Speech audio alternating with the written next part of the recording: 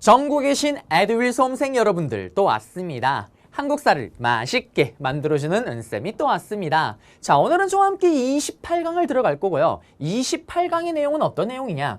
대한민국 정부의 수립과 6.25 전쟁 되겠습니다. 드디어 시대가 바뀌었습니다. 현대사 부분 빠르고 신속하게 어떤 것들이 시험에 나오는지 제가 귀신같이 알려드리겠습니다. 그리고 기본적으로 50문제를 봤을 때 현대사 부분이 원래 출제율이 가장 떨어지긴 해요.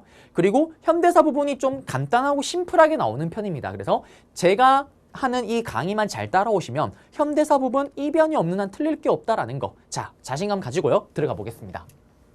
먼저 했던 거 복습이에요. 우리는 광복을 맞이하기 직전에 국제회의를 받습니다. 우리나라와 관련된 것만 알아라고 얘기를 했었죠. 야, 카타. 먼저 카이로 회담의 최초로 한국 독립 언급. 끝. 그 다음에 소련의 대일전 참전이고 우리와 관련된 거는 신탁 통치 얘기를 했지만 중요하진 않습니다. 그리고 마지막 포츠담 회담 때 우리는 우리나라의 독립을 재확인하였다라는 거. 네, 요거 잡아드렸고요. 그리고 나서 광복 이전의 상황입니다. 했던 것도 복습이에요. 광복되기 직전에 우리는 중국에는 대한민국 임시정부가 민족주의 계열의 그리고 사회주의 계열의 조선독립동맹 두봉 김두봉 조선의용대 화북지대 합류하면서 조선의용군 그리고 조선건국동맹은 기억나세요? 국내에 있었던 거 끝났습니다. 그리고 광복되고 난 직후의 상황이에요. 기억나세요? 마지막 남은 일본만 남았을 땐 소련 니들 참전해 라면서 소련이 치고 내려옵니다. 그런데 미국이 깜놀해요. 왜냐면 미국의 생각은 소련 보고 한반도 북한을 치라고 한 거예요. 왜? 우리나라 한반도가 일본의 전쟁 기지니까 후방을 공격해서 일본을 혼란스럽게 만들려고 했던 게 미국의 생각인데 이런 젠장 알고 봤더니 텅텅 빈 거예요. 빈집입니다. 그래서 보세요. 소련이 8월 11일에 내려왔는데 지금 쭉 치고 내려갑니다. 계속 그냥 무혈입성해요. 빈집이에요. 빈집. 미국이 당황을 합니다. 야, 이거 그대로 내버려뒀다가 한반도 전체가 사회주의 국가가 될 수도 있겠구나. 그러면서 소련에게 소련아 많이 묻다 아이가 그만하자. 소련 입장에서 피해도 별로 안 있고 오케이 콜 받아들입니다. 그러면서 38도선을 중심으로 해서 분할 점령이 결정이 돼요. 그리고 미국은 우리가 광복되고 나서 한 달 후에 한반도 남한으로 들어옵니다. 왜? 태평양 전쟁에 있었던 거 이거 수습을 해야 될 거 아니에요. 그래서 한 달이랑 시간 갭이 걸리는데 요거는 프리퀄이에요. 프리퀄. 자, 한반도 내에서 그래서 북쪽에는 소련이 주둔하게 되는 거고요. 그리고 남쪽에는 미국이 주둔하게 되는 겁니다. 여기서 포인트를 아셔야 돼요. 뭐냐면 큰 틀에서 봐야 됩니다. 시험에 나오는 건 아니지만 미국과 소련은 우리나라를 점령했는데 주둔했잖아요. 지금 우리나라를 해방시키기 위해서 들어온 군대일까요? 아닙니다. 미국과 소련이 무슨 우리를 해방시키기 위해서 들어온 거예요? 아니에요. 이들은 자기들에게 계기고 자기들에게 대들었던 일본이 가진 땅을 점령하기 위해 들어온 점령군이에요. 기본 성격이 우리를 해방시켜주러 온 게 아닙니다. 그래서 이들은 각각 점령하면서 어떤 생각을 할까요? 우리나라의 민족성이니 우리나라 이런 거 고려할 필요가 없는 거예요. 정말 순수하게 자기들한테 이익이 되는 형태로만 우리를 이용하고 활용하려고 하는 겁니다. 그러면서 이제 각각 스타일이 다른데 자, 우리나라는요 해방되고 나서 신문사에서 설문지를 돌렸어요. 어떤 설문지? 자, 해방되고 나서 등장하는 대한민국 자유민주주의 국가가 되길 원합니까? 사회주의 국가가 되길 원합니까? 투표를 한 거예요. 지금 우리 국민들에게 투표를 하게 되면 거의 이변이 없는 자유민주주의 국가죠. 99%가. 그런데 처음에 해방 직후에 투표를 했을 때는요 우리나라 국민들의 70% 이상이 사회주의 국가를 원합니다. 왜 그럴까요? 민족주의 계열 안에서 타협적 민족주의, 친일파가 엄청 많이 나왔잖아요. 사회주의 계열이 딱 한마디 하면 됩니다. 니들 찍소리 하지 마라. 니들 안에서 친일파 엄청 나왔잖아. 페트 폭력. 그 다음에 또 두 번째, 사회주의가 뭐예요? 공동생산, 공동분배. 모든 재산을 N빵에서 나누는 거잖아요. 대부분의 사람들이 없는 사람입니다. 저도 없는 사람이에요. N빵? 괜찮네. 어차피 거진데. 그래서 사회주의가 우리나라에서는 기본적으로 해방 직후에는 훨씬 유리했습니다. 그러니 소련이 딱 내려와서 보니까 전부 다 빨갱이입니다. 전부 다 사회주의를 원하고 있어요. 나이스 샷. 굳이 자기가 전면에 나설 필요가 없는 거예요. 그래서 간접 통치입니다. 그리고 인민위원회라는 사회주의 애들이 만든 조직이 있는 거예요. 체인점이 있으나 지부. 곳곳에 이거를 지원해 줍니다. 그리고 같이 데려온 김일성을 또 지원해 주는 거예요. 반대로 미국입니다. 깜짝 놀라겠죠. 왜? 한 달 만에 들어왔더니 전부 다 빨갱이, 사회주의를 외치고 있습니다. 뭐지? 자유민주주의 국가 미국 깜놀합니다. 그러면서 미국은 자기가 직접 통치로 나서는 거예요. 내버렸다가 이건 사회주의 국가가 됩니다. 그러면서 미국은 자기들이 주둔한 미군정, 미국의 군대를 얘기를 합니다. 미군정 이외에 조선에 있던, 우리나라에 있던 그 어떠한 정치 세력이나 정부도 인정하지 않습니다. 그래서 충칭에 있던 대한민국 임시정부가 우리나라로 귀국해서 들어올 때 개인 자격으로 귀국했다라고 옛날에 학창시절 교과서에 그렇게 배웠을 거예요. 그 이유가 주둔하고 있는 미국, 점령하고 있는 미국이 하나도 인정하지 않았기 때문에 그런 거예요. 그 다음에 또 미국은 우리나라를 배려할 필요가 없다니까요. 자기들의 이익을 위해서 일본의 식민지였던 곳을 점령하러 들어온 거예요. 근데 미국은 우리나라에서 아는 게 하나도 없잖아요. 그래서 어떻게 하냐? 친일파를 그대로 등용합니다. 왜? 미국은 우리의 민족성 이런 고려할 필요가 없다니까요. 일본 애들에게 뿌잉뿌잉 아리가또 애교를 갖다 바쳤던 친일파, 얘들 그대로 쓰면은 우리한테도 충성을 하겠네. 맞아떨어져요. 친일파들이 친미로 갈아탑니다. 그러면서 여기 보시면 조선 총독부의 경찰과 이런 것들을 그대로 이용해요. 행정기구 활동 하나도 인정하지 않고요. 이렇게 둘의 스타일의 차이가 있었다라는 거. 해방 직후의 모습이죠, 지금. 요거는 프리콜입니다. 프리콜. 따로 시험에 나오진 않아요. 그리고 조선건국준비위원회입니다. 요거는 기본 레벨에서는 잘 안 나오고 심화 레벨에서는 이걸 가지고 단독으로 나오기도 해요. 기억나세요? 해방되기 직전에 여운형 선생님이 만드셨던 국내에 조선건국동맹이 있다라고 얘기를 했었잖아요. 그리고 여운형 선생님이 사회주의 성향이 강하긴 한데 완전 치우친 사회주의자가 아니고 약간 융통성이 있는 사회주의자입니다. 그리고 융통성이 있는 민족주의자였던 중도 우파 안재홍 선생님과 함께요. 이 조선건국동맹이요. 해방이 되자마자 조선건국준비위원회로 바뀌는 거예요. 이거를 줄여서 우리는 건준이라고 얘기를 합니다. 그리고 이 건준이는 중도 좌파 우파 사회주의 민족주의 계열이 하나가 됐던 해방 직후의 좌우 연합단체입니다. 합작단체죠. 그러면 시험에는 이런 설명을 주면서 보통 이게 나와요. 조선건국동맹을 바탕으로 결성되었다. 다음 조직에 대한 설명으로 옳은 것은. 자, 이 건준이가 정말 중요한 역할을 하나를 해요. 왜냐면 해방을 했잖아요. 해방이 왜 우리나라는 지금 어떤 상황일까요? 카오스, 혼란 그 자체입니다. 왜? 정부가 없잖아요.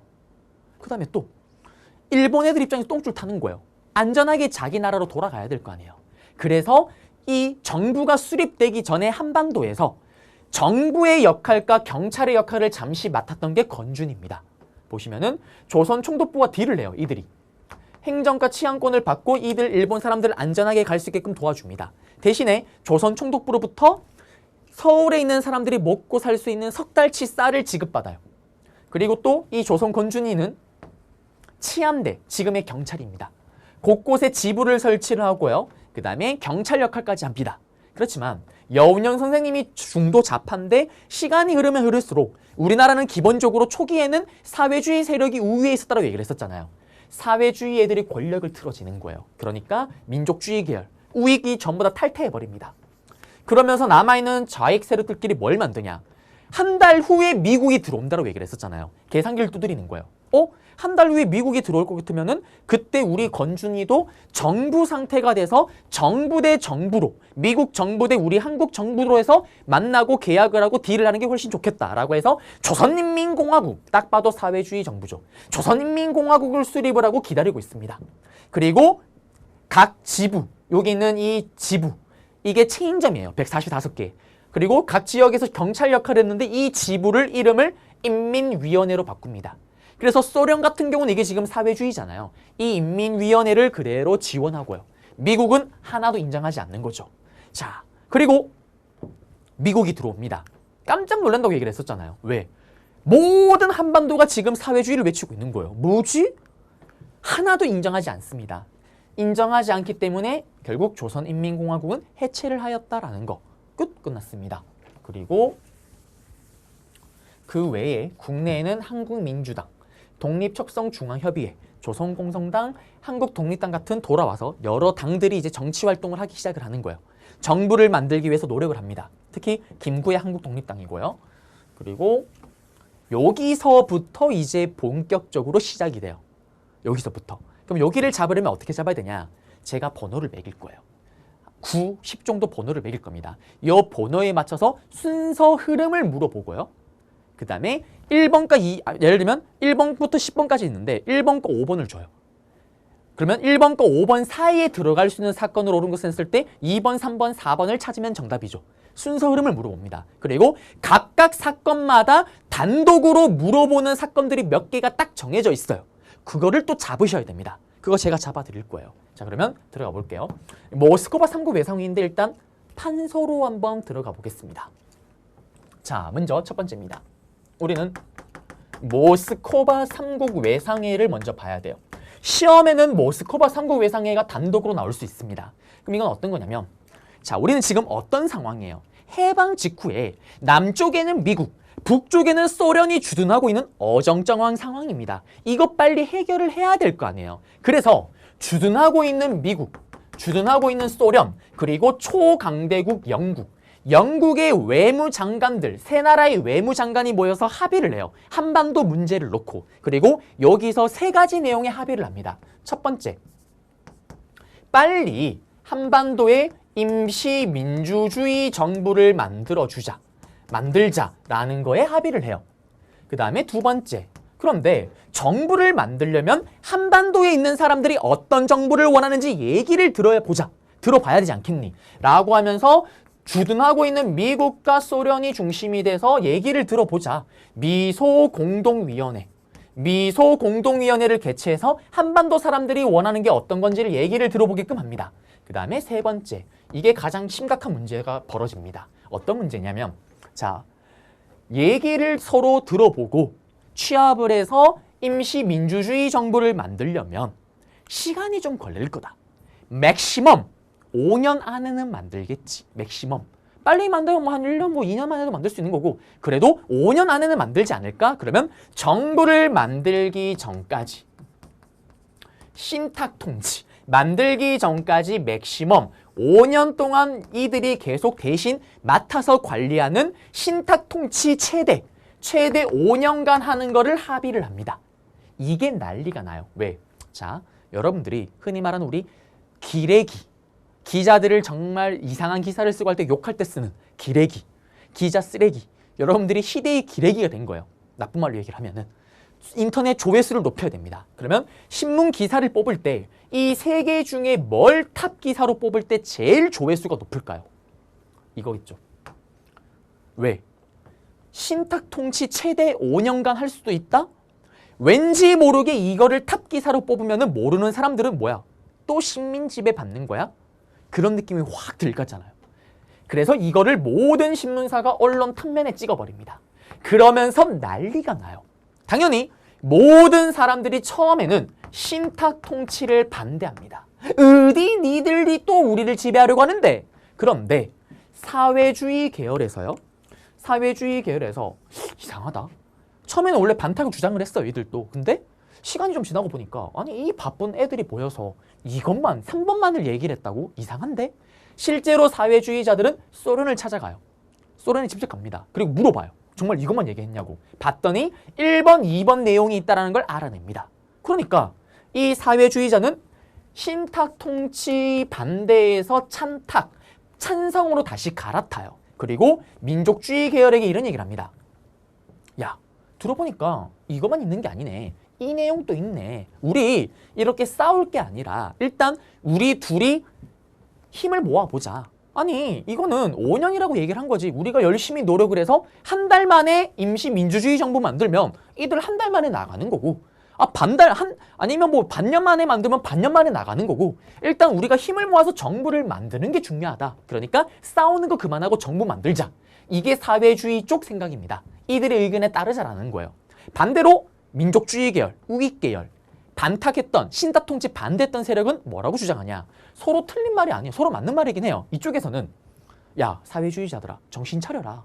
이들이 5년이라고 말만 저렇게 해놓고 실제로 10년, 15년, 20년 계속 이렇게 지배를 하면 어떡하는데? 안 된다. 라면서 둘이 치열하게 대립을 합니다. 포인트는 이거예요.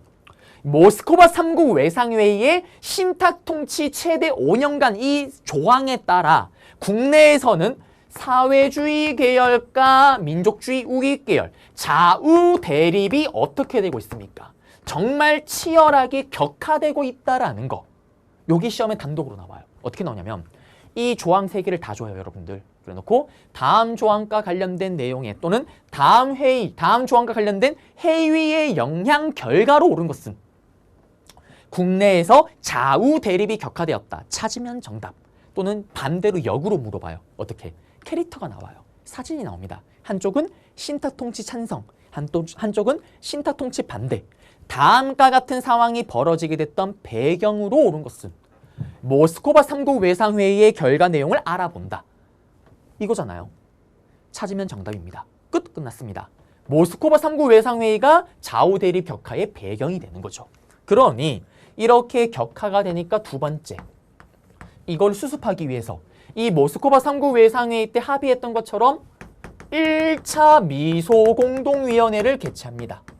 결과만 아시면 돼요. 결과가 어떻게 되냐? 결렬입니다. 왜 결렬이냐? 미국과 소련이 또 주장하는 게 달라요. 일단 이념 문제도 있기도 하지만 소련은 이런 얘기를 합니다. 미국아, 우리가 합의한 이 내용에 반대하는 민족주의 계열, 우익 계열은 그들의 얘기는 들을 필요가 없다. 회의에 부르지 마라. 찬성하는 사회주의 애들만 불러라 라고 얘기를 합니다. 소련의 말대로 되면 어떻게 되는 거예요? 우리 사람들의 의견을 취합해서 원하는 정부를 만들어야 되는데 사회주의 애들만 들어와서 얘기를 들으면 사회주의 정부가 되는 거 아니에요. 미국은 막아야죠. 미국은 이런 얘기를 합니다. 소련아, 그거 아니다. 우리가 이렇게 합의한 내용에 반대하는 것도 그들의 의사표현이다. 이들도 불러다가 얘기를 들어봐야지. 소련은 굳이 부를 필요가 없죠. 이념이 다른데 반대합니다. 합의가 안 되겠죠. 결렬이에요. 이렇게 결렬되자 세 번째, 나중에 대통령이 되는 이승만. 이승만이요. 전라도 정읍에 갑자기 홍길동처럼 등장을 합니다. 그리고 이승만 정읍 발언이란 걸 하게 돼요. 어떤 내용이냐? 친하는 국민 여러분들, 큰일 났습니다. 지금 저기 북한에는 소련과 김일성이 손을 잡고 사회주의 국가를 만들려고 하고 있습니다. 그러므로 우리도 빨리 남한만이라도 지금 남한만의 정부를 만들어야 됩니다. 라고 발표를 해요. 그게 이승만의 정읍 발언입니다. 그러자 우리나라 국민들이 정말 깜놀해요. 수많은 정치가들도 깜짝 놀랍니다. 왜 놀래냐? 봐요. 우리는 고생 끝에 드디어 해방과 독립과 광복을 맞이를 했어요. 근데 광복되고 나서 사실 우리나라 한반도에 있는 사람들이 분단이 될 거라는 걸 생각한 사람이 있었을까요? 1도 없습니다. 지금 우리는 분단이 좀 어떻게 보면 자연스럽지만 그 당시 때는 분단된 적이 없는 나라예요, 우리나라는. 그 누가 분단을 생각을 하겠어요. 이념 대립은 있을 뿐 결국엔 하나의 민족이라는 건 똑같아요. 그런데 지금 이승만의 정읍 발언을 딱 들으니까 이거 자칫 잘못하면 진짜 분단될 수도 있겠다라는 위기감이 확 몰려오는 거예요. 그래서 네 번째, 이거 이러다 진짜 분단될 수 있겠다. 우리 이렇게 싸우지 말고 진짜 한번 만나서 한번 진짜 얘기를 한번 해보자 라면서 좌우 합작 운동이라는 게 벌어집니다. 좌익과 우익이 만나서 진짜 한번 우리 얘기를 한번 해보자라는 거예요. 그러면 중요한 건 좌우 합작 운동이 또 시험에 단독으로 출제가 될 수가 있습니다. 그러면 좌우 합작 운동의 배경이 뭐예요? 배경 첫 번째 배경. 모스크바 3국 외상회의 결과에 따른 좌우 대립의 격화가 배경이죠. 두 번째 배경이 뭘까요? 이거. 1차 미소공동위원회 결렬이 배경입니다. 세 번째 배경이 뭐예요? 이승만의 정읍 발언이 또 세 번째 배경이 되죠. 이러한 배경 속에 일어났던 운동이 바로 좌우 합작 운동입니다. 그리고 이때 중도 좌파 그리고 중도 우파가 주도를 해요. 앞에 봤던 건준이를 이끌었던 여운영 선생님이 또 주도를 하십니다. 중도 좌파 쪽의 대표로서요. 이게 뭐냐면 자, 극좌와 극우 이념의 끝에 있는 사람들 죽었다 깨어나도 둘이 안 만나요. 여러분들도 그럴 거 있잖아요. 그런 거 있지 않나요? 친구들 이렇게 모임을 하게 되면 친구 수가 이렇게 많다 보면은 저 같은 경우는 제가 강의할 때 앞에서 얘기했지만 축구팀, 위저드, 마법처럼 축구를 하겠다. 멤버가 한 20명 가까이 돼요. 그러면 그 20명 멤버가 다 모이긴 하는데 사람이다 보니까 그 많은 멤버들 중에서 더 친한 친구가 있고 안 친한 친구가 있는 거예요. 그래서 그 안에서도 또 따로 만나고 합니다. 또 사람의 성향에 따라서. 그런데 그런 거 있죠. 분명히 우리가 위저드라는 축구팀 같은 멤버긴 해요. 근데 얘랑 나랑 둘이 만나긴 조금 애매모호한 친구가 있어요. 어떤 느낌인지 알 거예요. 근데 주변에서 물어보면 동진아 너 걔랑 친구 맞아? 친구 맞아. 친구는 맞아. 그런데 단 둘이 만난 적은 없어요. 애매해요. 왜? 둘이 만날 정도로 그렇게까지 해야 되나? 대신에 여러 명이 만날 땐 같이 만나는 거예요. 아시죠? 어떤 느낌인지. 사실 제가 그 역할을 많이 해요. 제가 약간 인싸 기질이 좀 있습니다. 그래서 좀 이렇게 좀 따로 만나기 좀 애매한데 제가 두루두루 친하니까 동진이 나와? 그럼 나도 갈래. 나도 갈래. 그래서 둘이는 안 만나지만 제가 오게 되면 서로 이렇게 다 모이게끔 하는 거예요. 그래서 제가 사실은 위저드의 이 축구팀의 주장 역할을 맡고 있습니다. 친구들은 아무도 인정하지 않아요. 분명히 제가 주장은 맞아요. 그래서 차마 주장으로 인정하기 싫으니까 저를 추장으로 부르고 있습니다. 축구팀의 추장이에요. 추장. 자, 이렇게 중도, 좌파, 중도, 우파. 아까 얘기했잖아요. 얘 때문에 중도, 좌파 때문에 극자가 와요. 얘 보고 오는 게 아니라. 또 극우가요. 이 좌익 때문에 오는 게 아니라 자기랑 좀 친한 중도 우파가 부르니까 얘 때문에 이렇게 오는 거예요. 그렇게 해서 만나게끔 하는 게 좌우 합작 운동입니다. 근데 문제가 있어요. 만나니까 더 싸우는 거예요. 래퍼들 보면 이렇게 디스전 막 하잖아요. 서로 얼굴 안 보고 디스전 하잖아요. 근데 면전에다 디스전 하면 되면 어떻게 될까요? 싸웁니다. 싸워요. 큰일 나요. 만나니까 잘 될 줄 알았는데 더 심하게 싸우는 거예요. 그렇지만 일단 만났을 때 그래도 합의를 하기 위해 노력을 해요. 그래서 이때 좌우합작 운동의 결과 좌우합작위원회가 만들어지기도 하고요.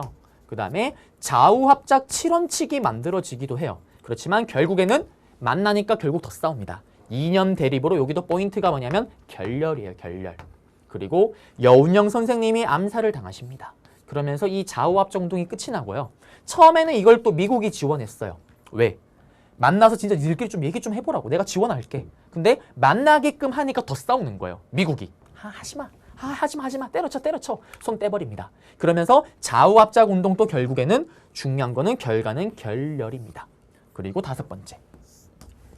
자, 좌우합작 운동이 결렬로 끝나자 다시 한번 미국과 소련이 2차 미소 공동위원회를 개최합니다.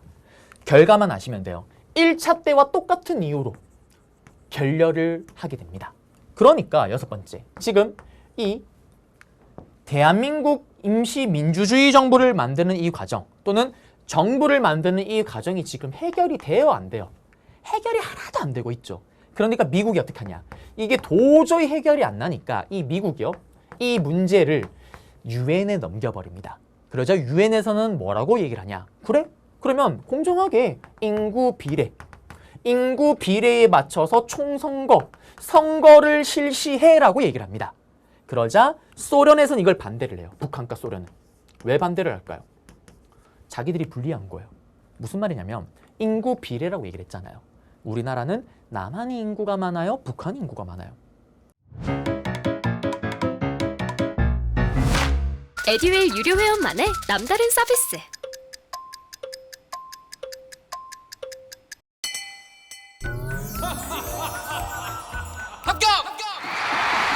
합격하고 돈도 받는 혜택. 오직 에듀윌 유료 회원에게만. 에듀윌. 무료 합격! 남한이 인구가 더 많죠. 남한이 평야지대니까. 자기들이 불리하잖아요. 왜? 남쪽은 미국이 틀어지고 있으니까. 반대를 합니다. 그러자 유엔에서는 뭐라고 발표를 하냐. 그래? 그럼 어쩔 수 없네. 선거가 가능한 지역에서만 그러면 투표를 해서 정부를 수립해라고 발표를 합니다. 충격적인 사건이 또 터진 거죠. 왜?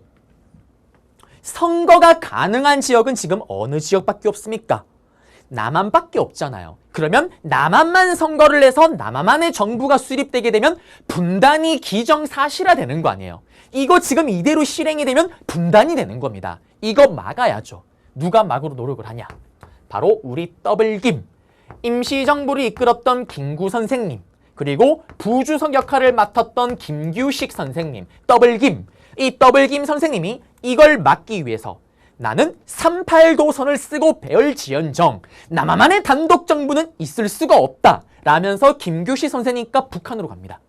김일성, 조선 독립동맹을 만들었던 김두봉을 만나서 이거를 해결하려고 하는 거예요. 그걸 뭐라고 하냐면 남북협상이라고 얘기를 합니다. 슬프게도 이거도 결렬이겠죠. 왜? 결렬이 안 됐으면 우리가 지금 이렇게 분단이 안 됐을 거 아니에요. 그리고 8번째. 거의 뭐 7은 똑같다라고 보시면 돼요. 이게 연도를 구분하기 애매한 게 같은 달에 일어납니다. 또 우리나라 현대사의 아픈 역사기도 하죠. 럭키 7 두 개로 같이 묶을게요.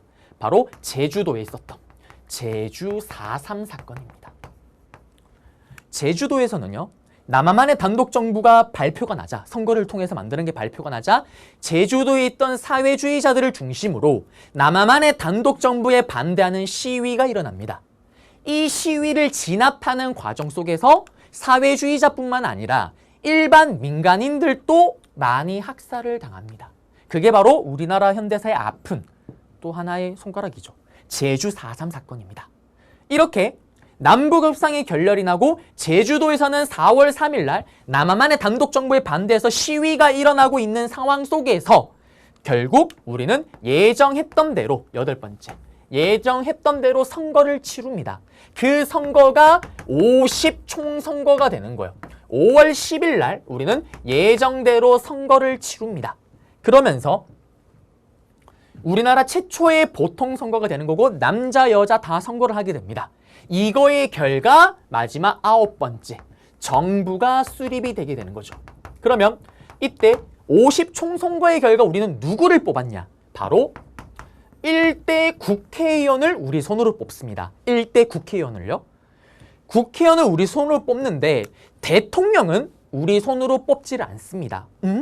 이때 대통령은 간선제라고 얘기를 해요. 대통령은 우리 손으로 뽑는 게 아니라 간접선거로 뽑습니다. 대통령 간선제예요. 우리가 뽑은 국회의원이 자기들끼리 모여서 대통령을 뽑는 거예요. 지금은 우리가 대통령을 직접 뽑는 거, 직선제라면 이때는 간선제입니다. 1대 대통령은 대통령 간선제로 치러져요. 그리고 우리 손으로 뽑은 국회의원이 뭘 만들까요?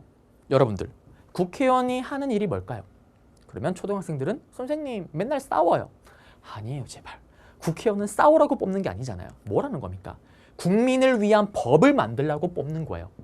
이 1대 국회의원을 우리는 뭐라고 부르냐? 제일 먼저 헌법을 만들었잖아요. 그래서 헌법을 제정했다 그래서 이들을 제헌국회 또는 제헌국회의원이라고 부릅니다. 의원들은 제헌국회의원이고요. 헌법을 제정한. 이때 만들어진 국회가 제헌국회라고 부르는 거예요. 예전에 제헌절이라는 날이 있었습니다. 지금도 있어요. 7월 17일. 여러분들 부모님 세대는 다 알아요. 날짜. 엄마 제헌절, 아빠 제헌절 언제? 7월 17일. 오토매틱입니다. 왜 그러냐? 옛날엔 빨간 날이었어요. 빨간 날은 죽었다 깨어나도 까먹질 않습니다. 그 제헌절이고요. 그리고 이들이 대통령을 이렇게 뽑았다라는 거. 끝났습니다. 그러면서 1대 대통령에 누가 자리에 앉게 되냐? 이승만 대통령이 앉게 됩니다. 이승만 대통령이 대통령을 될 수 있었던 이유는 뭐냐? 일단 이 국회의원 선거에 김구와 김규식을 비롯한 남한만의 단독 정부를 반대했던 임시정부 사람들은 아무도 참여하지 않습니다. 그러니 국회의원이 될 수가 없었겠죠. 그러니 김구 선생님이 대통령 후보로 추천이 돼요. 그런데 김구 쪽 사람이 아무도 국회의원이 없잖아요. 대부분이 거의 없다라고 보시면 돼요. 참여를 안 했으니까 아예. 그래서 이승만 대통령이 당선이 될 수가 있었다라는 거고요. 그리고 제주도 같은 경우는 원래 3명의 국회의원을 여기서 뽑아야 돼요. 그렇지만 제주 4.3 사건 때문에 2개의 선거구에서는 선거를 치르지를 못합니다. 그래서 2명을 빼고 여기서는 1명의 국회의원이 당선이 됐다라는 거 다 있습니다. 끝났어요. 그러면 시험에 나오면 어떻게 나오냐? 자, 김구와 김규식 선생님의 남북협상이 제시문에 다 들어가요. 다음과 같은 사건이 일어났던 시기를 연표에서 고르시오. 연표에 이 순서가 들어가 있는 거예요. 그러면 여기 사이에 대한민국 정부 수립, 그리고 남한만의 총선거 발표, 그러면 여기와 여기 사이에 찾으면 정답이잖아요. 요렇게 물어봐요. 또는 기본이니까 쉽게 나오면 어떻게 나오냐? 이걸 다 줘요. 그리고 타이틀 제목. 또는 쉽게 나오면 이렇게 나와요. 모스크바 3국 외상회의 쭉 가. 그리고 마지막에 정부 수립. 대한민국 정부 수립 과정. 그러면 가에 들어갈 수 없는 내용으로 옳은 것은 이것 가에 다 들어갈 수 있죠. 지금 이 1번부터 9번까지가 대한민국 정부 수립을 위한 우리의 과정이잖아요. 그런데 지금 제가 얘기 안 한 게 있습니다. 6.25 전쟁. 6.25 전쟁은 관련이 없죠. 왜? 6.25 전쟁은 이승만 정부가 수립되고 나서 터진 사건이에요. 그러면 6.25 전쟁이 여기에 스르륵 들어가면 이건 100% 오답이죠. 걸러내야 됩니다. 그리고 가장 클래식한 게 뭐냐면 일단 모스크바 상구 외상회의 좌우압작 운동은 시험에 각각 단독으로 나올 수가 있고요. 그 다음에 나머지 이승만의 정읍 발언이나 제주 4.3 사건, 그 다음에 남북 협상 같은 경우는 연표 속에서 물어봐요. 흐름 속에서. 그리고 제주 4.3 사건은 단독으로 간혹가다 나오기도 합니다. 요거는 제가 PPT로 가서 나올 수 있는 거 다시 한번 깊게 잡아드릴게요. 그리고 기본적으로 가장 잘 나오는 스타일은 이거예요. 모스크바 상구 외상회의, 그리고 김구의 남북 협상. 여기 사이에 들어갈 수 있는 사건으로 옳은 것은 했을 때 1차 미소 공동위원회 정답될 수 있죠. 이승만 정읍 발언 정답될 수 있죠. 좌우압작 운동을 전개하였다 정답이 될 수가 있죠. 2차 미소 공동위 결렬 정답이 될 수가 있죠. 근데 남북 협상이 들어갔는데 50 총선거 오답이죠. 이거 이후의 일이잖아요. 그래서 제가 지금 순서 흐름을 잡아야 된다라고 얘기를 한 겁니다. 끝났습니다. 자, 그러면 지금 모스크바 상구 외상회의 결과 여기 있죠. 미국, 영국, 소련이 모였고요. 여기 제일 중요한 거 3가지. 한국에 빨리 임시 민주정부, 민주주의 정부를 만들어주자. 그리고 미소공동위원 설치 최대 5년간의 신탁 통치를 합의를 합니다. 그러자 사회주의 계열은 반대에서 찬성, 찬탁, 여기는 반탁. 요거의 결과 좌우 대립이 격화되었다. 찾으면 정답이고요. 그리고 미소공동위원회가 열립니다. 그렇지만 협의 대상을 놓고 소련은 우리랑 뜻을 같이 하는 애들만. 아니다. 반대하는 것도 그들의 의사표현이다. 합의가 안 되죠. 결렬. 그리고 결렬되자마자 이승만이 정읍 발언을 외칩니다. 남한만이라도 빨리 정부를 만들자. 어이, 분단되는 거 아니야? 라는 위기감 속에 좌우압작 운동. 여기 보시면 미소공동위원회, 그 다음에 결렬, 이승만 단독정부 수립운동, 미군정의 지원으로 시작이 되는 건데 중도 우파에는 김규식 선생님이, 그리고 중도 좌파에는 여운영 선생님이 주도를 하십니다. 그리고 좌우압작위원회를 결성하고 미국의 지원을 받았고 좌우압작 7원칙 이런 걸 발표를 했지만 결국에는 합의가 안 돼서 결렬됐다라는 거 여기 있는 것처럼요. 여운영 선생님은 또 암살을 당하시고요. 끝났습니다. 이게 합의가 안 되니까 다시 2차 미소공동위원회 1차와 똑같은 이유로 또 결렬. 도저히 이게 합의가 안 되니까 미국이 유엔에 토스 넘깁니다. 요게 정읍 발언이고요. 시험에는 어떻게 나오냐. 요거 다 주고 다음과 같은 발언이 있었던 시기를 연표해서 고르시오. 그러면 1차 미소공동회 결렬 직후나 모스크바 상구 외상회의 직후를 찾으면 정답이겠죠. 그리고 이게 좌우압작 운동 내용입니다. 미소공동회 이렇게 속개를 요청하고 이런 거 쭉 주는 거고 여기 좌우압작으로 통해서 그러면 요걸 주고 다음 자료와 관련된 운동에 대한 설명을 옳은 것을 했을 때는 좌우압작위원회가 결성되었다. 좌우압작 실원칙을 발표하였다. 또는 이거 배경 3개 얘기하면 정답이겠죠. 그리고 여기 내용 나오고요. 도저히 합의가 안 되니까 또 결렬되니까 이거를 유엔에 넘깁니다. 유엔에서는 선거해. 북한 소련 반대. 그래? 그러면 선거 가능한 지역만 선거해. 그러면서 선거가 이루어집니다. 그러자 선거가 결정나자 안 된다. 더블김. 김규식 선생님이 찾으러 갑니다. 어디로? 평양에 가서 김두봉, 김일성을 만나러 간 거죠. 만나면서 얘기를 해요. 그렇지만 결국에는 결렬. 합의가 안 됩니다. 그리고 이 내용. 요걸 또 던져놓고 38도선을 베고 쓸얼지연정 안 된다. 남한의 단독정부는 안 된다. 요걸 주고 다음 같은 발언 또는 다음 같은 사건이 일어났던 시기를 연표해서 고르시오. 연표해서 또 찾아야 됩니다. 그리고 남한만의 단독정부 반대 수립운동으로 제주 4.3 사건이 있어요. 자, 경찰의 발표로 시작되고요. 좌익 세력이 남한만의 단독정부를 반대했던 건데 결국에는 무산됩니다. 3군데 지역에서 2군데는 투표를 못한다고 얘기를 했었잖아요. 그리고 진압 과정에서 일반 아무 죄가 없는 제주 도민들도 피해를 입습니다. 그리고 2000년대 접어들면서 제주 4.3 사건에 대해서 특별법을 제정해서 희생자나 진상규명을 위해서 이런 특별법을 제정했다라는 거. 제주 4.3 사건이 단독 문제로 나올 때 이게 정답으로 들어가기도 했습니다. 또는 이걸 제시문에 주고 이걸 물어보기도 했었고요. 네.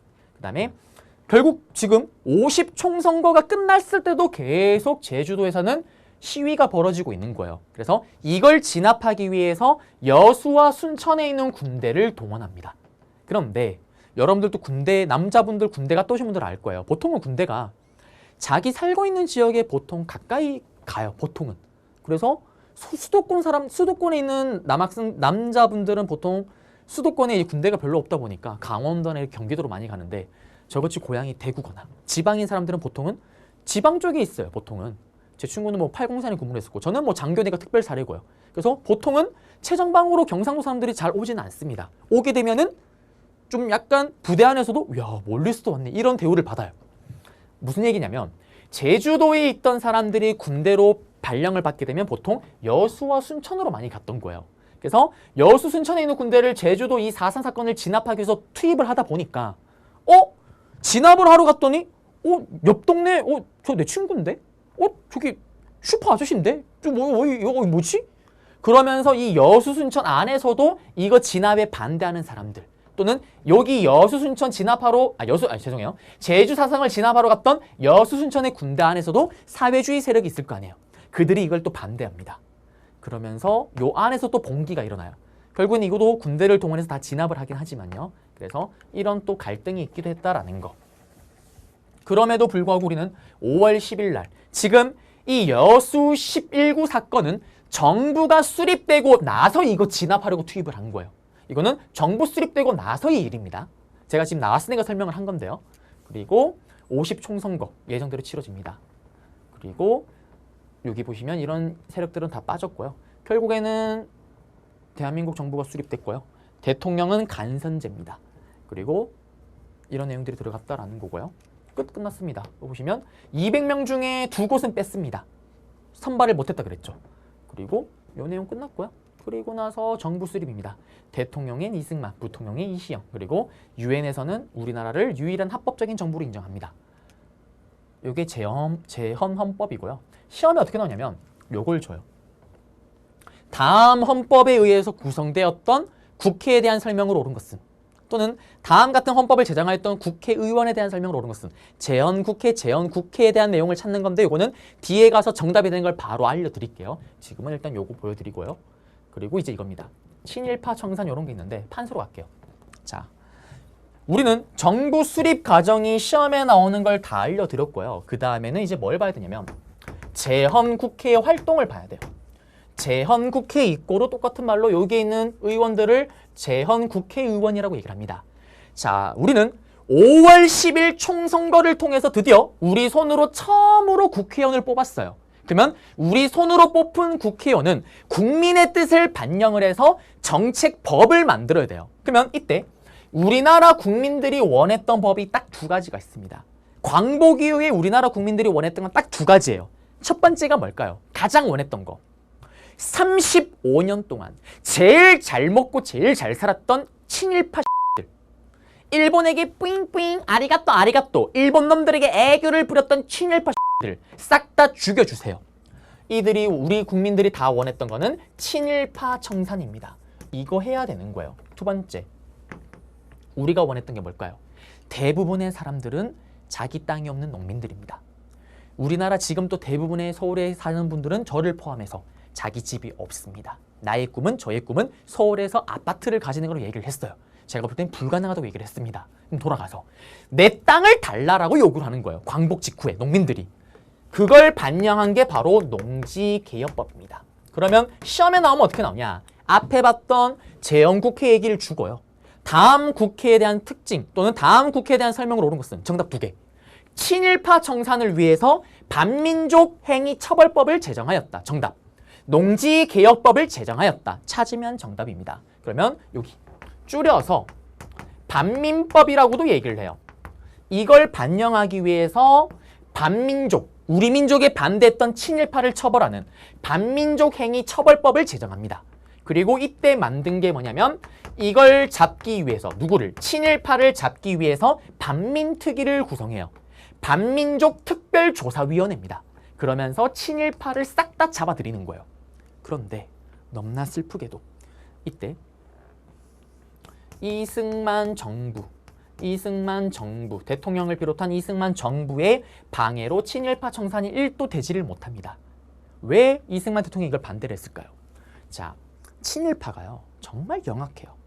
카더라 통신이긴 하지만 정확하게 뭐 근거 자료를 찾을 수는 없지만 이왕용이 죽기 전에 했던 말이 그거였죠. 나의 아들들아, 이제 곧 있으면 미국의 시대가 온다. 영어를 공부를 해라. 친일파가요 천재들이 많아요. 이것도 남한테 이렇게 잘 보이는 것도 머리가 좋아야지 잘합니다. 딱 판을 읽는 거예요. 해방 이후에 광복이 얼마나 무서울까요? 친일파는. 자칫 잘못하면 자기를 다 죽습니다. 자기를 지킬 새로운 사람이 필요한 거예요. 그게 원래 처음에 미국이었어요. 그래서 이들은 해방 직후에 바로 친미로 갈아타요. 미국이 우리나라 한 달 후에 들어올 때 공항에서 기다리고 있습니다. 피켓 들고요. I love America, America, I love you, I love you. 친미로 갈아타요. 그런데 좀 상황을 딱 지켜보니까 또 친일파들이 똥줄 탑니다. 왜? 딱 보니까 미국이 영원히 우리나라에 있는 게 아닌 거예요. 곧 나갈 것 같은 거예요. 그러면 나가고 났을 때 또 자기를 지켜줄 누군가가 필요하잖아요. 그가 바로 이승만이었던 겁니다. 이승만은요, 예전에 임시정부에서 탄핵을 당하고 미국으로 들어가요. 그리고 미국에서 독립운동을 계속 하시다가 국내로 들어옵니다. 근데 이승만 입장에서는 국내로 들어왔는데 인지도는 엄청 높아요. 그렇지만 국내에 자기 지지 기반이 하나도 없는 거예요. 계속 미국에 있었으니까. 항상 제가 얘기를 하잖아요. 정치는 무슨 싸움? 쪽수 싸움입니다. 아무리 내가 똑똑하고 천재라도 무소속은 대통령이 될 수가 없습니다. 자기 편, 자기 지지 기반이 있어야 되는 거예요. 친일파가 스르륵 다가오자 이승만이 그대로 손을 잡는 거예요. 그러면서 결국 대통령까지 되고 났는데 반민특위, 반민법이 제정되면서 반민족 특별조사위원회가 활동하면서 친일파를 싹 다 잡아들였는데 많은 사람들이 이승만 쪽 사람들이었던 거예요. 그러니 이승만의 입장에서는 그들이 다 잡혀 들어가 버리면 자기의 지지 기반이 잃어버리잖아요. 그래서 이때 이승만 대통령이 뭐라고 얘기하냐. 친하는 국민 여러분들, 지금 우리는 비상사태입니다. 친일파를 잡는 게 중요한 게 아니라 일단 먼저 사회주의자, 공산주의자를 잡는 게 더 급합니다. 반공, 반공, 반공, 반공산주의를 외칩니다. 그리고 또 이런 얘기를 하죠. 사실은 이 친일파는 친일파가 아니라 반공투사입니다. 공산주의에 반대하는 애국투사입니다. 라고 얘기를 합니다. 아까 얘기했죠. 친일파가 친미로 갈아타고요. 이승만과 손을 잡고 그리고 판을 딱 보더니 신탁 통치가 딱 대립을 할 때는 신탁 통치 반대를 외칩니다. 그러면서 공산주의에 반대하는 반공투사로 또 변신을 해요. 정말 카멜레온 같은 아이들입니다. 그러면서 결국 어떻게 되냐. 지금 이승만 대통령이 또 얘기를 하죠. 계속 탄압을 하고 잡으려고 하니까 대박 사건입니다. 또 그리고 심지어는 반민족 특별조사위원회 중에 북한으로부터 돈을 받아먹은 프라치, 스파이가 있습니다. 라는 이런 명목을 뒤집어 씌우면서 반민특위를 결국 해산시켜버립니다. 그러면서 우리는 친일파를 단 한 명도 처벌하지를 못해요. 다 풀려나옵니다. 우리는 친일파 청산이 이렇게 꼬여버린 거예요. 꼬여버린 겁니다. 독일은 달라요. 독일은 지금 또 예전에 나치에 가담했던 사람이 있다. 그게 처벌받지 않고 이제 발견됐다. 바로 처벌 들어갑니다. 우리랑은 다릅니다. 우리는 처벌을 할 수가 없죠. 이때 끝나버립니다. 그래서 결국 친일파 청산이 이렇게 끝이 났다라는 거고요. 여기가 시험에 나오면 어떻게 나오냐. 이렇게 나와요. 반민족 특별조사위나 반민법 이 내용을 제시문에 다 던져놔요. 친일파를 청산하고 어쩌고. 다음 자료와 또는 다음과 관련된 제정된 법에 대한 설명을 옳은 것은 정답으로 제일 잘 걸리는 거. 재헌 국회에서 제정하였다. 찾으면 정답. 두 번째로 친일파를 청산하고자 하였다. 찾으면 정답입니다. 그 다음에 여기로 갈게요. 농지개혁법이에요. 두 번째인데 농지개혁법도 핵 안의 내용을 아셔야 됩니다. 농민들에게 드디어 땅을 주자라는 건데 우리는 사회주의 국가가 아니잖아요. 그래서 유상, 돈을 받고 땅을 몰수를 해서 유상으로 땅이 없는 사람들에게 분배를 하는 겁니다. 어떻게 하는 거냐면 이렇게 하는 거예요. 정부가 이렇게 있고요. 지주가 있습니다. 그러면 땅을 많이 가진 지주로부터 정부가 어떻게 땅을 받아요. 그리고 땅을 받았으니까 우린 사회주의가 아니잖아요. 돈 줘야죠. 돈을 줘야 되는데 문제는 정부가 돈이 어디 있어요. 그래서 이때 뭘 주냐. 땅지, 땅 가격에 해당되는 지가증권이라는 걸 줍니다. 지금으로 치면 뭐 주식 쪼가리 같은 거예요. 땅 가격에 해당되는. 나중에 주겠다라는 거예요. 그리고 땅을 받았습니다. 그러면 이 땅 받은 거를 드디어 누구한테 줘야 될까요? 이 땅 받은 거를 농민들한테 주겠죠. 그러면 우리는 사회주의가 아닙니다. 공짜로 주는 게 아니라 땅을 줬으면 돈을 받아야 돼요. 근데 농민들이 돈이 있을까요? 돈이 있으면 예전에 땅을 샀겠죠. 제가 돈이 있으면 이미 예전에 서울에 아파트를 샀겠죠. 그러면 이때 돈이 없잖아요. 농민들은 어떻게 하냐. 예를 들면 이겁니다. 땅을 받았어요. 100을 받았어요. 100평을. 100평을 받았으면 그 100평을 100이 아니고 뭐 100을 받았습니다. 예를 들면 100평을 받아서 농사를 1년 동안 열심히 지어서 100평에서 일식 생산해서 100을 생산했대요. 그러면 100을 생산했으면 그 100 중에 30, 딱 30%죠. 1년 내가 땅 받은 거에 생산한 거에 30%를 정부에게 갖다 바치면 돼요. 내가 땅을 받은 대가로. 이거를 1년을 하는 게 아니라 무려 5년을 합니다. 그러면 5년 동안 매일 내가 받은 땅의 30%를 국가의 세금으로 갖다 바치는 거예요. 그러면 총합 150%를 갖다 바치면 되는 거죠. 요게 농지개혁법이에요. 그리고 이거는 3정보 이상의 땅에서 해당이 됩니다. 적용이 되는 거예요. 무슨 말이냐면 3정보가 지금으로 치면 땅 평수로 치면 9,000평이에요. 제가 10,000평을 가지고 있다. 그러면 9,000평까지는 제가 가질 수가 있어요. 그런데 9,000평 이상 넘어가는 거는 무조건 이걸 정부에게 넘겨버려야 됩니다. 그게 바로 농지개혁법이에요. 그러면 이거의 결과가 제일 중요합니다. 그러면 땅이 없는 농사를 짓는 농민들에게 국가가 땅을 이렇게 준 거잖아요. 그러면 이거의 결과 어떤 일이 생겨질까요? 스스로 농사를 짓는 자영농의 수가 늘어나게 되는 거고요. 스스로 자기 땅에다가 경작을 하게 되는 자작농의 수가 늘어나게 되겠죠. 요게 정답이 되는 겁니다. 시험에 나면 어떻게 나오냐? 농지개혁법 이 설명을 다 줘요. 또는 좀 이따 사료를 또 보여드릴 거예요. 다음 자료와 관련된 법에 대한 내용으로 옳은 것은 정답 제일 첫 번째 뭘까요? 누가 제정하였다? 1번과 2번 똑같이 재헌 국회에서 제정하였다. 정답. 그리고 또 결과 자영농, 자작농의 수가 증가하였다. 찾으면 정답이 되겠습니다. 그래서 각각 나올 수 있는 레파토리 패턴 다 알려드렸습니다. 끝났고요. 에듀윌 유료회원으로 가입을 했더니 친구 추천 이벤트가 있더라고요. 그래서 주변에 아는 사람들한테 추천을 다 해줬어요. 근데 친구들이 결제할 때마다 10만 원씩 받았거든요. 그래서 한 지금까지 받은 게 200만 원 가까이 되는 것 같아요. PPT로 가볼게요. PPT로 가시게 되면은 여기 친일파 청산 제대로 못했고요. 그리고 반민족 특별조사위원회 여기 만들었지만 친일파 조사 체포했지만 결국엔 어떻게 방공을 내세운 이승만 정부의 소극적인 태도, 그리고 국회 프락치 사건, 여기에 북한으로부터 돈을 받아먹은 프락치가 있다. 그러면서 결국 기간이 축소되고 결국 해체가 됐다라는 거 제대로 처벌을 못했죠. 이거 다 줬을 때 제일 중요한 거 재헌 국회에서 제정하였다. 그리고 친일파를 청산하고자 하였다. 사료로 이게 들어갑니다. 다음 자료와 관련된 법에 대한 설명을 옳은 것은 했을 때요. 그 내용이고요. 다 친일했다는 애들 다 처단하겠다는 소리잖아요. 그리고 토지개혁. 자, 요거는 제끼고 밑에 거 농지개혁법. 3정보 이상의 땅에 한해서 9,000평 이상 가진 땅, 9,000평까지 가지고 그 이상의 땅은 넘겨야 됩니다. 이게 원칙이죠. 경자유전. 땅을 가진 사람이 땅을 가진 게 아니고 농사를 짓는 사람이 땅을 가져야 된다라는 겁니다. 네, 말을 반대로 했네요. 자, 그리고 이거죠. 집가중권 주고 땅을 받고 땅을 넘겨주고 땅 받은 땅의 30%를 5년 동안 150%를 내면 됩니다. 그리고 이거의 결과 요거는 뭐 이렇게 눈으로 보시면 되고 결과는 여기 한 개는 빠졌지만 여기는 빠졌지만 어떤 내용? 포인트 결과 판서해드렸죠. 자작농, 자영농의 수가 증가하였다. 찾으면 되겠습니다. 그리고 북한 정부의 수립은 정부도 북한 정부가 수립됐구나 이렇게 보시면 됩니다. 우리나라 정부가 수립되고 나서 북한 정부가 수립이 돼요. 보시면. 그래서 여기 보시면 9월 9일이잖아요. 우리는 8월 15일 날 정부가 수립입니다. 그래서 북한이 이런 얘기를 하죠. 니들이 먼저 정부 만들었잖아.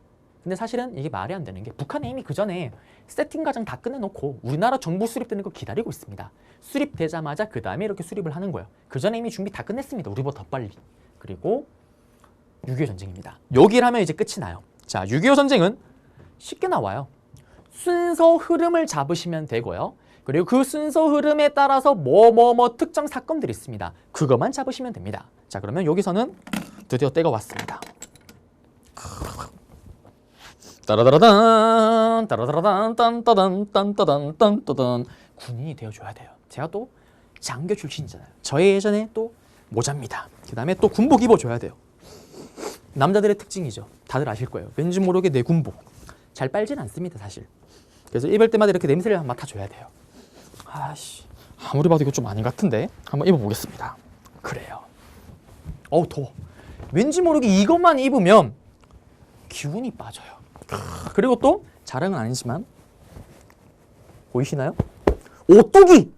오뚜기 8사단! 제가 또 철원이지 않습니까? 8사단! 딱 이걸 보는 순간 다른 아마 군대에 갔다 오시면 남자분들은 다 이해하실 거예요. 고생 좀 했네. 흔히 말하는 이게 메이크업 부대죠. 이 오뚜기가 왜 오뚜기냐? 하도 많이 걸어서 팔다리가 다 떨어져 나간 겁니다. 심지어는 색깔도 이제 노란색에서 이렇게 바뀌었어요. 저때. 골마 터진 겁니다. 그래요. 훈련이 많아요. 이쪽이. 정말 고통스러운 동네인데 다시 돌아가서. 일단 8사단 나왔다 그러면 남자분들은 일단 저를 무시하지 않을 거예요. 자, 그러면 군대 얘기 좀 해보겠습니다. 6.25 전쟁 얘기를 할 건데요. 먼저 우리는 첫 번째 6.25 전쟁의 배경을 봐야 돼요. 사실 배경은 딱 하나만 아시면 됩니다. 여러 가지 배경이 있지만 하나는 애치슨 선언이에요. 애치슨 선언이 가장 큰 배경입니다. 이게 무슨 말이냐면 이렇게 한반도가 있잖아요. 이렇게 일본이 있고요. 미국이 애치슨이라는 국무장관이 발표를 합니다. 우리 미국은 애치슨 선언, 애치슨 라인을 이렇게 꺾겠다. 그래서 이 라인 안에서 만약에 어떤 사건이 터지면 우리 미국이 개입을 하지만 이 라인 밖에서 어떤 사건이 터지면 우리 미국은 1도 개입하지 않겠다라는 게 바로 애치슨 선언입니다. 그러자 저기 북쪽에 있던 우리 김일성 아찌의 심장이 바운스 뛰기 시작을 해요. Why? 쩐다. 미국이 한반도를 포기했다. 이거 한반도 포기한 거네. 그러면 가면 되겠다. 라면서 저기 북쪽의 소련을 찾아갑니다. 탈린, 스탈린 오빠, 미국이 한반도를 포기했죠. 우리에게 군대를 좀 지원해 주세요. 지원을 약속받습니다. 그 다음에 또 김일성 아치의 심장을 또 바운스 뛰게 만드는 일이 생겨요. 저기 중국. 중국에 있던 누구? 또 바빠요. 잠깐 볼까요? 그렇습니다. 중국 공산당 마오쩌둥. 이거는 제가 동아시아 강의 때 쓰는 거예요. 마오쩌둥 키트입니다. 여기 보시면요. 마오쩌둥과 관련된 것들이 막 엄청 등장을 해요.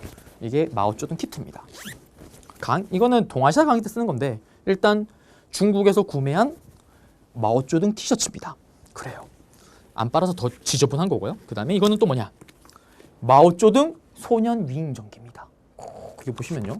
어릴 때 이런 일을 했던 게 있고요. 이거는 마오쩌둥 오록이에요. 오록입니다. 그 다음에 또 이러니까 무슨 저는 자유민주주의를 사랑합니다. 그 다음에 이거는 마오쩌둥 포스터입니다. 또 있어요. 이 마오쩌둥 포스터입니다. 그 다음에 또 있어요. 마오쩌둥 포스터입니다. 네.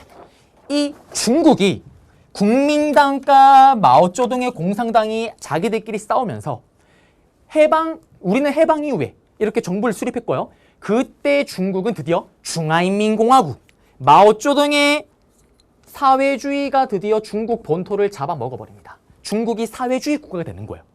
김일성의 심장이 또 바운스 뛰겠죠. 마오쩌둥 등 도와줘요 등등 또 마오쩌둥의 지원을 약속받습니다.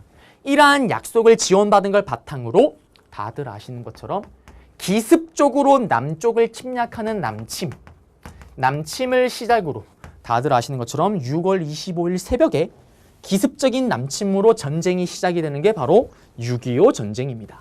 두 번째. 그러면서 우리는 6.25 전쟁이 발발하게 되는 거예요. 발발과 동시에 어떻게 되냐? 우리는 탈탈 털립니다. 3일 만에 서울 수도를 뺏겨요. 3일 만에. 그리고 한 달 만에 저의 고향이었던 대구, 그리고 부산, 낙동강 라인이죠. 여기 일대를 빼고는 싹 다 넘어가 버립니다. 한 달 만에. 낙동강 방어선 라인을 제외하고는 싹 다 북한에게 넘어가 버렸다라는 거. 그 이유가 있어요. 시험에 나오는 건 아닌데 소련이요. 이때 뭘 지원하냐면 탱크를 지원합니다. 탱크를 242대를 지원을 해요. 이 탱크가 얼마나 무섭냐면 제가요. 이래봬도 장교인데 어느 장교냐면 포병 장교입니다. 포병 장교예요. 그러면 이거죠. 명령을 내리는 거예요. 우리 쪽에서는. 자, 이렇게 저렇게 가서 대포를 쏴. 그러면 바바바바박 쏩니다. 그런 역할을 하는 건데 포병 장교들이요. 그러면 이때 어떤 일이 생기냐면 이게 얼마나 강력하냐면 제가 군 생활을 할 때 북한이 도발을 엄청 한 거예요. 그래서 그 당시 때 국방부 장관 이런 얘기를 합니다. 전쟁이 날 수가 있다. 전쟁이 나면 장교들도 이 탱크. 이 탱크를 몰 줄 알아야 된다. 원래는 저희가 안 몰아요. 탱크를 모는 이 포병 이걸 모는 사람이 병사들이 따로 있어요. 근데 만약에 전쟁 도중에 그들이 죽으면 이거 누가 모냐? 비상사태는 장교도 이걸 몰 수가 있어야 된다. 라고 해서 이거를 몰 수 있는 자격증을 따라고 한 거예요. 어떤 일이 벌어질까요? 그때 저는 운전면허증이 없을 때였거든요. 그래서 운전면허증보다 저는 이거 자격증을 먼저 땄어요. 이게 엄청 크잖아요. 이게 딱 올라가면 진짜 감으로 가야 돼요. 잘 보이지가 않습니다. 근데 장점이 뭐냐면 엄청나게 튼튼해요. 뭘 했냐? 똑같아요. 우리 자동차 운전면허증처럼 이렇게 지그재그로 가는 거. 지그재그로 갈 때마다 제가 모든 장애물을 다 치면서 갑니다. 그리고 나중에 후진으로 해서 이렇게 주차를 하는 것도 있어요. 그 주차를 할 때 제가 실수로 나무를 박았어요. 대박입니다. 나무가 그냥 픽 쓰러집니다. 탱크는 멀쩡해요. 그 다음에 또 후진하다가 너무 가는 나머지 담벼락을 박아버렸습니다. 담벼락을 다 부셔버렸어요. 그러자 위에서 얘기 나옵니다. 야! 은중이! 쟤는 시키지 마. 쟤 그냥 합격했다고 해. 그랬던 아름다운 추억이 있습니다. 강력합니다. 이게 내려오는데 슬프게도 우리는 남한 쪽에서는 이게 탱크가 한 대도 없었던 거예요. 빵대입니다. 빵대. 털릴래야 털릴 수밖에 없죠. 그러면서 초반에 엄청나게 밀리게 됐던 거고요. 이렇게 밀리자 결국에는 어떻게?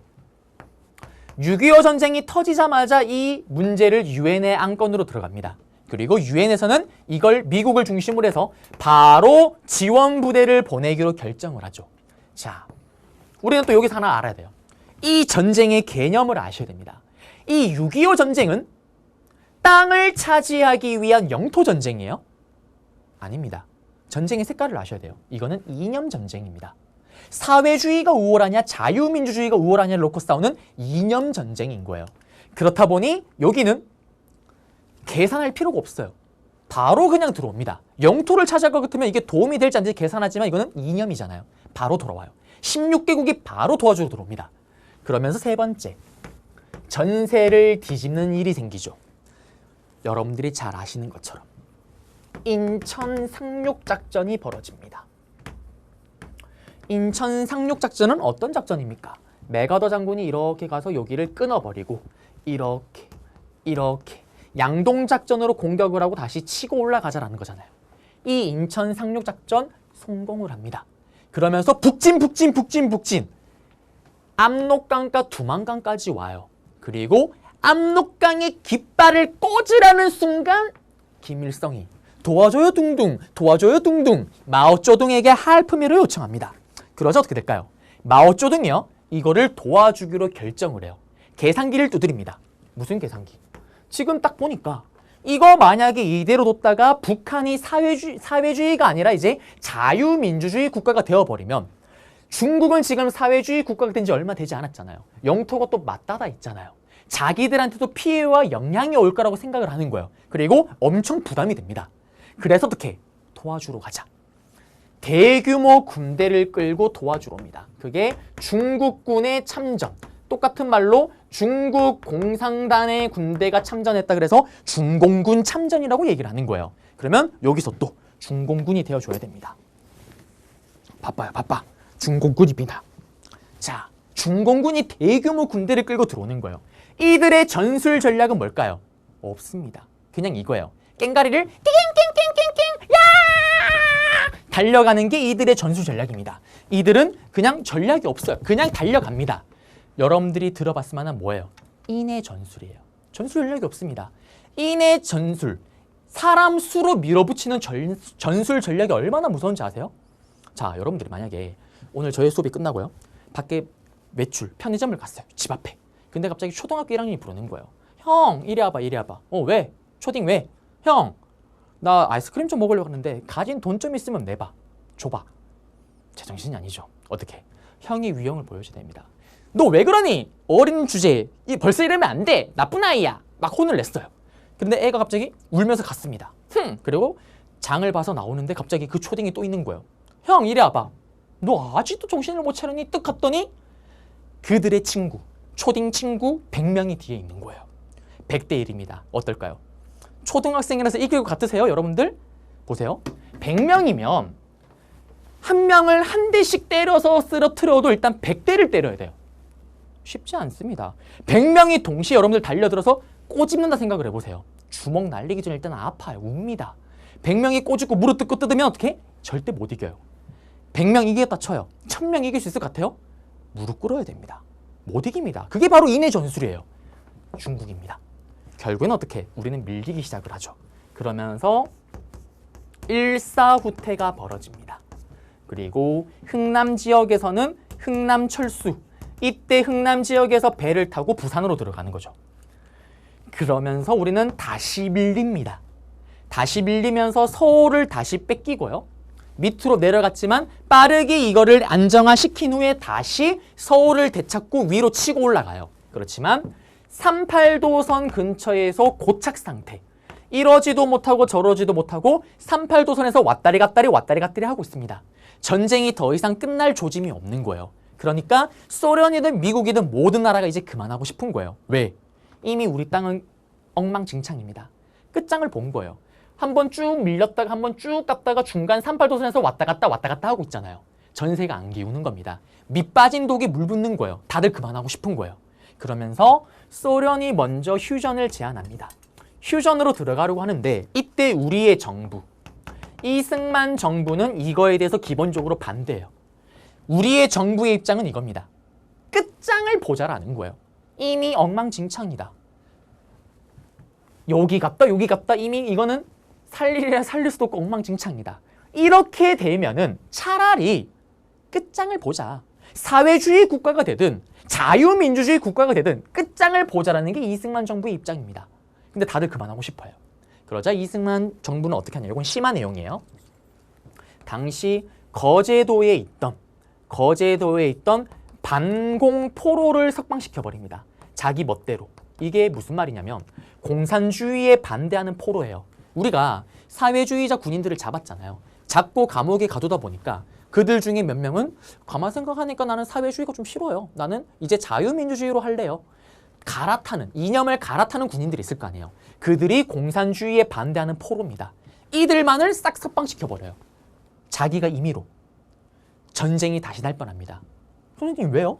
아까 얘기했잖아요. 이거는 지금 영토 전쟁이 아니라니까요. 이념 전쟁입니다. 어디 이념이 더 우월하냐.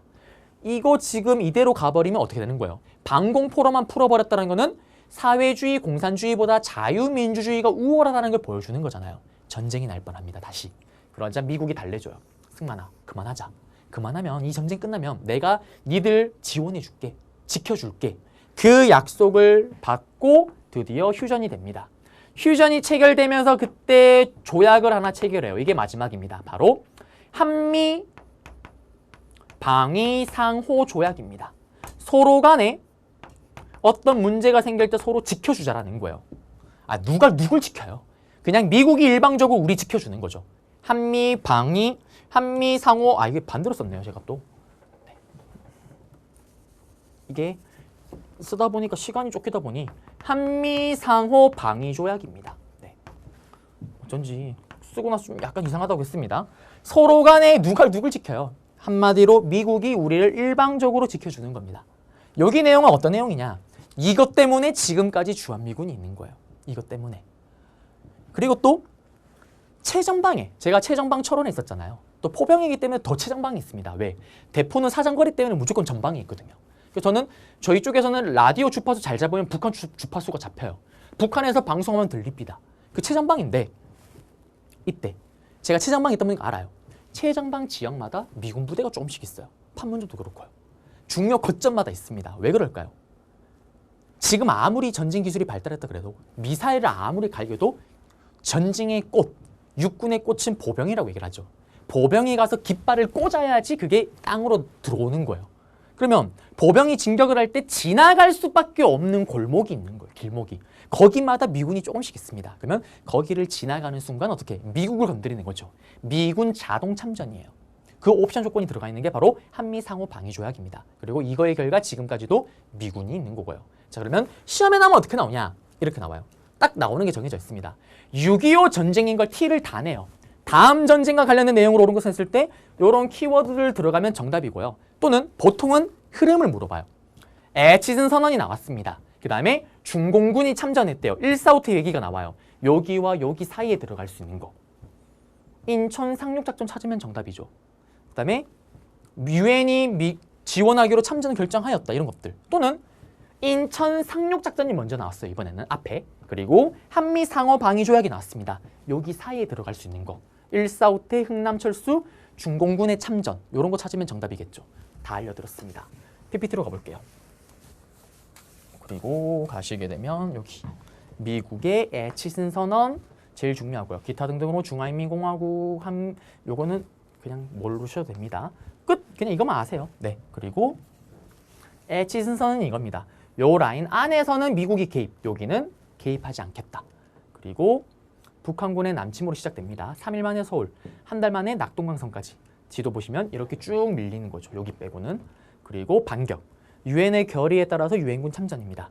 인천 상륙작전 90여일 만에 다시 이제 전세를 짓기 시작하고요. 서울을 탈환하고요. 평양으로 들어갑니다. 그리고 압록강까지 가는 거예요. 여기 보면 찍고 성공, 찍고 치고 올라갑니다. 그리고 깃발을 꽂으려는 순간 중공군의 개입. 다시 전세 역전. 서울을 재함락당하고 일사후퇴를 하게 되는 건데 여기 보면 흥남철수죠. 이렇게 찍고 내려가고요.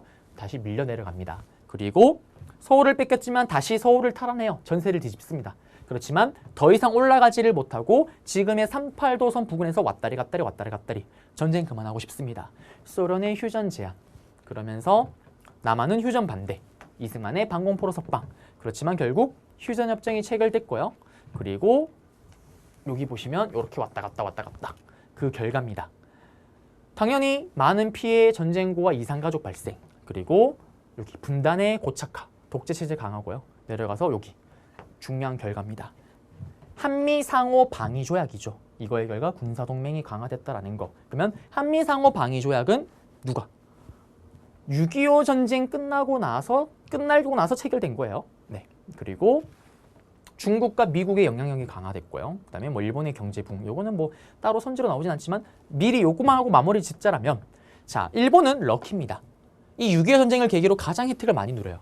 우리나라는 제일 가까이 있잖아요. 전쟁도 옛날에 엄청나게 했던 나라잖아요. 전쟁 물자를 금방 찍어냅니다. 그래서 이거 갖다 팔면서 돈을 엄청 벌어요. 그리고 중국은 미국과 맞짱 떴잖아요. 사회주의 내에서는 중국 다음에 소련 다음에 중국이 넘버 2가 됩니다. 이 전쟁을 계기로요. 끝났습니다. 네. 그래서 여기 내용 잡아드렸고요. 우리는 이렇게 해서 많이 힘들었네요. 대한민국 정부 수립부터 해서 6.25 전쟁까지 빛의 속도로 갔습니다. 크게 시험에 나올 수 있는 레파토리 부분들 다 잡아드렸고요. 저는 이제 또 다음 강좌에서 여러분들을 찾아뵙도록 하겠습니다.